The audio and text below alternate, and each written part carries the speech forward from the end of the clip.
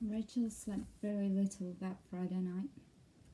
Every time she closed her eyes, she was back in that classroom, having mud and worms dropped on her. It wasn't actually the prank itself that bothered her so much. She was used to that kind of treatment by now, and at least it hadn't been particularly violent. In fact, compared with some of the things Vanessa had done to her over the years, it was positively friendly. But that day, more than any other before it, had shown her just how alone she was. Up until then, Rachel had always told herself that there must be someone who liked her, and that if she just kept trying, people would eventually realize that they would rather be friends with a nice girl like her than a bitch like Vanessa. She had always clung to the delusion that someone somewhere must be on her side. It was the one desperate hope that helped her get through every day. But something had broken inside Rachel that day. As she looked around the room and saw that every single person was laughing at her, she had been forced to accept the fact that she was completely alone.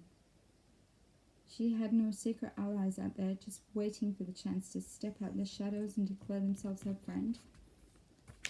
They all hated her, every one of them. Even if there was someone who didn't like what she did, not one of them was prepared to stand up and tell Vanessa that she was in the wrong. They all just laughed at Rachel's humiliation, and then laughed even harder when they saw her not only take Vanessa's abuse without comment, but then follow her back told her to clean up your mess. Miss Allison's response when Rachel had told her what happened. Vanessa comes from a good home. Well, she was sick and tired of hearing that. In Rachel's opinion, it couldn't be that good a home. Good parents wouldn't allow their daughter to grow up thinking it was alright to treat other people like that. What Miss Allison had meant was that Vanessa lived in the posh part of town. Rachel's school stood in the middle of a street that represented something of a class divide in the city. The kids who had a bit more money left through the middle school gate, which brought them out to Lingfield Avenue, which they then had to cross to get home. The poor kids, however, went the other way, crossing the playground and walking through the first school, exiting on Bailey Road. Of course, Vanessa and all her friends had to cross Lingfield Avenue, and of course Rachel didn't. Rachel eventually sank into a fitful sleep and dreamed about worms and laughing clowns, which ended up transforming into a huge black beast that chased her through the town. And she woke up in the early hours of Saturday morning and couldn't go back to sleep. Once the sun had finally risen, she dragged herself downstairs, yawning and stretching, and went into the kitchen, got some cereal, and sat down at the table opposite her mum. Dad was already at work, and Chris was watching cartoons in the living room.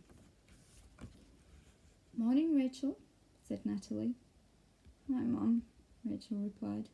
"What are you doing up this early on a Saturday?" asked Natalie. "I just woke up and couldn't get back to sleep," said Rachel. "I had bad dreams all night."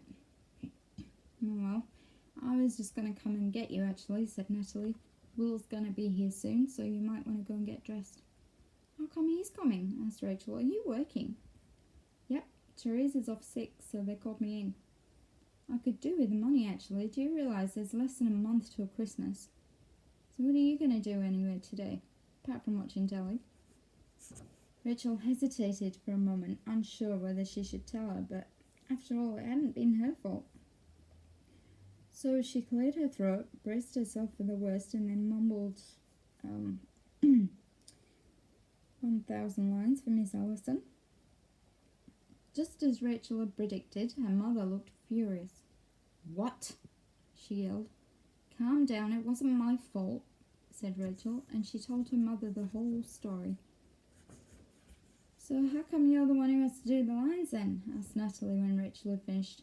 "If your teacher won't listen to you, then you just go straight to the headmaster." "Tried that before," said Rachel. "It's no good. They all say the same thing. Vanessa wouldn't do that. She comes from a good home."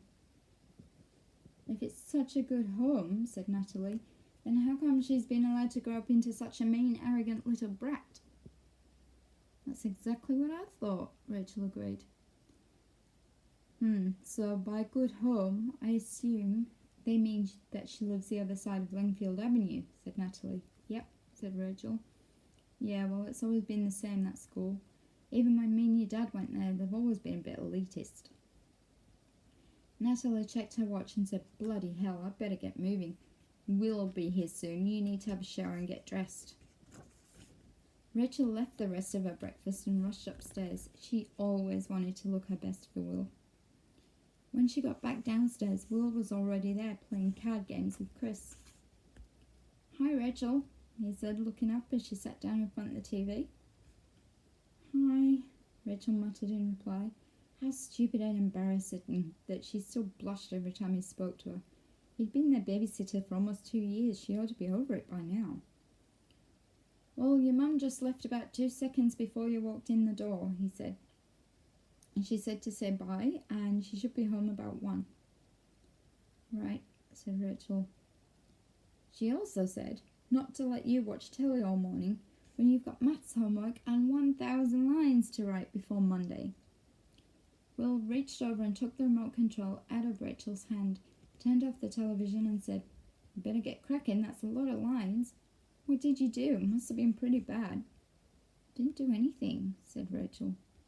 So what'd your lines say then? Asked Will. I will not bring worms into the classroom. What did you do that for? Asked Will, grinning.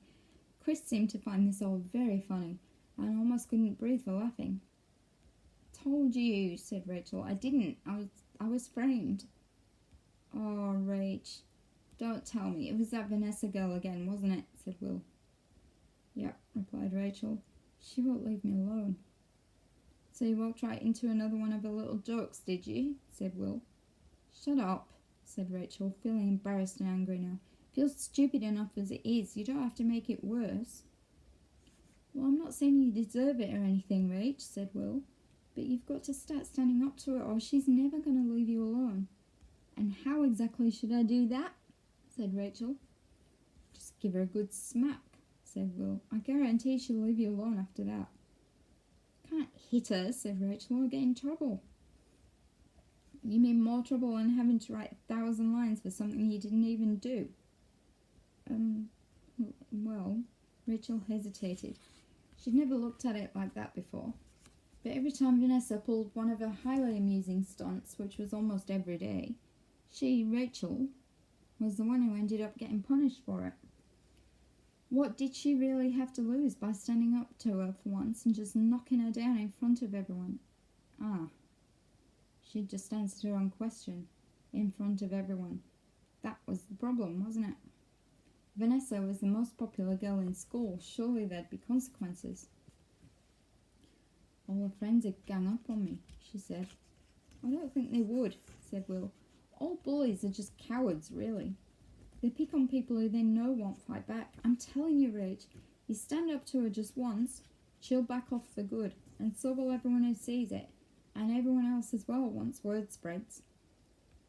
It sounds to me like everyone else just goes along with whatever she says, probably because they're scared of her or scared of not being popular. I think if they see her put in her place, they probably won't worship her quite so much. Maybe, said Rachel thoughtfully. Anyway, best go upstairs and get started on these lines. As she opened the door into the hall, Will said, You know, this Vanessa girl must care about you a lot. Huh? Said Rachel, confused. Well, she does spend a lot of time and effort on you, said Will. Yeah, said Rachel, only trying to work out new and interesting ways to make my life hell. Yeah, but that's just the point, innit? Said Will. You're a big part of her life. If she really didn't like you, she could just ignore you completely, but she doesn't. She thinks about you all the time. You have a lot of power over her. And watch your language, please. Rachel put in a huge effort and actually managed to get almost all of her lines finished before her mum came home with fish and chips at 1:30. Only a couple 100 lines left, she announced happily as she sat down to eat. But please, can I go to Holly's this afternoon and finish it tomorrow? I think my hand might drop off if I write any more. I suppose so, said Natalie. Just make sure you get back for tea. Goody, cheered Rachel happily. Holly was Rachel's one and only friend, but she was a year older than Rachel and in upper school, so they didn't get the chance to hang out together during the week. On weekends, however, they were rarely out of each other's company. Natalie had been at school with Holly's mother, Frida, and they now lived just up the road, so Rachel and Holly had more or less grown up together. Rachel spent that afternoon watching television and playing board games with Holly and her little sister Georgia, and when she went to bed that night, she felt happy, safe and carefree, just like any 12-year-old girl should. Saturday was always the best night. On Friday, she was usually just wound up over the day's trauma. From Sunday to Thursday, she was dreading the next day and praying that it wouldn't come. But on Saturday night, she could sleep easily and without the usual nightmares. Sunday was quiet and uneventful, and Rachel managed to get all of her lines done and also finished her maths homework. On Monday morning, Rachel went into the kitchen for breakfast and was surprised to see her dad sitting at the table. "What are you doing here?" she asked. "Well, good morning to you too, my darling daughter," Gary replied sarcastically. "Yeah, morning," said Rachel hastily as she sat down for breakfast. "I just meant, why haven't you left for work yet? Aren't you going to be late?" "Nope," said Gary. "Took the morning off. Don't start till 12 today." "Why?" asked Rachel. "Well," said Gary, "me and your mum had a talk about it over the weekend, and we decided we're going to go up to your school this morning and have a word with Mr. Deacon." Why are you going to see my headmaster?" Rachel asked, although she thought she already knew the answer. "We need to see if we can get this Vanessa business sorted once and for all," replied Gary, confirming her suspicions. "I'm sick and tired of you coming home and telling us you're in trouble at school again, and then it turns out to be because of something she's done to you. She can't keep getting away with it. If he won't listen to you, then we'll just have to go up there and get him told." Rachel was horrified. The thought of being seen walking up to school with her mum and dad in tow, oh my God. And Mr. Deacon wasn't going to listen anyway. He wouldn't hear a single word against precious, angelic little Vanessa. It wouldn't make the slightest difference, except it might just make things worse once word got out. Rachel went running to Mummy and Daddy. Oh God. Vanessa and her cronies would milk that for all it was worth. They could probably make it last for months, maybe even years. In fact, Rachel very much doubted that she would have lived it down by the time she left school, and will probably still be the hot topic of conversation at their 50-year reunion. Rachel stood up and said no, much louder than she had intended. Gary and Natalie stared at her for a moment before Gary said, "Rachel, something needs to be done about this. It can't be allowed to go on." "Please," Rachel begged, "please don't go up to my school. I'll never live it down. Mr. Deacon won't do anything anyway. He won't listen. You're just going to get me beaten up once everyone finds out I went running to Mummy and Daddy." "Well, we'll just have to make him listen," said Natalie. "What do you mean?" said Rachel, suddenly anxious. "You're not going to, hit him or something, are you?" "Of course not," replied Natalie. "Don't be stupid. We're just going to remind him that he is not the supreme authority over all the schools in the country, and if this continues, we'll be taking it higher." "Please," Rachel begged again. "Please, just let me deal with it, please." "All right," said Gary, still not sounding thoroughly convinced, but relenting at the sight of his daughter in tears. "But just see that you do. If you don't start sticking up for yourself, people are just going to keep walking all over you, especially people like Vanessa. I know she likes to think she's all original and special, but she's really not. There are loads of people like her out there, and you need to learn how to deal with them." "Well, Will says I should just give her a smack," said Rachel. "Might not be such a bad idea," said Gary. "Gary!" exclaimed Natalie. "Rachel's not going to resort to violence. That would make her just like Vanessa, and we raised her better than that. Don't you be encouraging that kind of behaviour, thank you very much." "Well," said Gary, "nothing happens when she tells the teachers. What's she supposed to do? Just let her keep getting away with it?" Natalie turned to Rachel and said, "Don't you listen to your father. Violence isn't the answer. And I'm going to be having a few words with that Will too. Just make sure you get it sorted soon though, because one more incident and I promise you we will be going up to that school. You'd better get going anyway, you're going to be late." Rachel was relieved beyond words. Thank God they had decided to leave it to her. Of course, she had absolutely no idea what she was going to do, but at least she wouldn't have to endure the taunts that she knew would come from her mum and dad marching up to her school and yelling at her headmaster. Towards the end of that day, one of the boys in the class came up with the highly imaginative nickname Little Willie. Rachel had often wondered how long it would be before someone came up with that one, and she was quite surprised that she got away with it as long as she had. Vanessa had, in particular, of course, jumped on this nickname immediately and now used it at every available opportunity, occasionally substituting her own equally witty variations such as Silly Willy or Shaky Little Willy. As she walked across the yard on her way home that afternoon, Rachel thought to herself that, all in all, hadn't been such a bad day. The nickname didn't bother her too much. She put up with much worse before, and it probably wouldn't last anyway. Give it a couple of weeks and everyone would be laughing at something else. Unfortunately, it will probably be something else to do with her. "Hey, Rach, wait for me." Rachel turned at the sound of the voice and saw Vanessa running to catch up with Bobby in tow. She turned away and carried on walking. Suddenly, Vanessa was in front of her, blocking her way. "That was a bit rude," said Vanessa. "I asked you to wait for me." "Leave me alone," replied Rachel, trying unsuccessfully to get past Vanessa. "You don't even go this way anyway. Why don't you just get lost?" "Well," Vanessa replied, "I thought I might walk this way for a change today. I just fancy having a look at how the less fortunate live." "Vanessa," said Rachel, "we live in the same city. We go to the same school. It's not like you go to some fancy private school or something. Your parents have to work for a living just the same as mine." "I'm nothing like you, you dumb bitch," sneered Vanessa, "and if I want to walk this way, I will." "Fine, whatever," said Rachel, finally managing to barge past Vanessa and Bobby, who followed close behind her, throwing out nasty comments. And they also kept repeating a little chant. "Little Willie, looking silly, worms in her hair and mud on her chair." When Rachel finally reached her house and turned to walk up the driveway, Bobby turned to Vanessa and said, "Wow, that's a surprise. It's actually a house.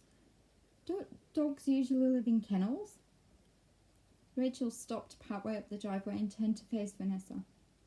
"You know what, Vanessa?" she said. I'm really touched that you would go to all this effort just for me." "What?" said Vanessa, looking stunned. "Well, see, now you have to walk all the way around the block just to get home. You came so far out of your way just for me. You could be sitting at home now watching telly.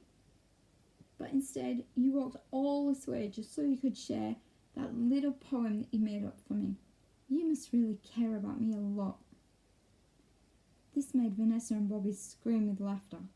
"As if," Vanessa managed between convulsions. "For your information, we're going to the pictures, and the nearest bus stop just happens to be on that corner there. You see, they don't let buses go down the good roads, polluting the air and disturbing the peace for decent people.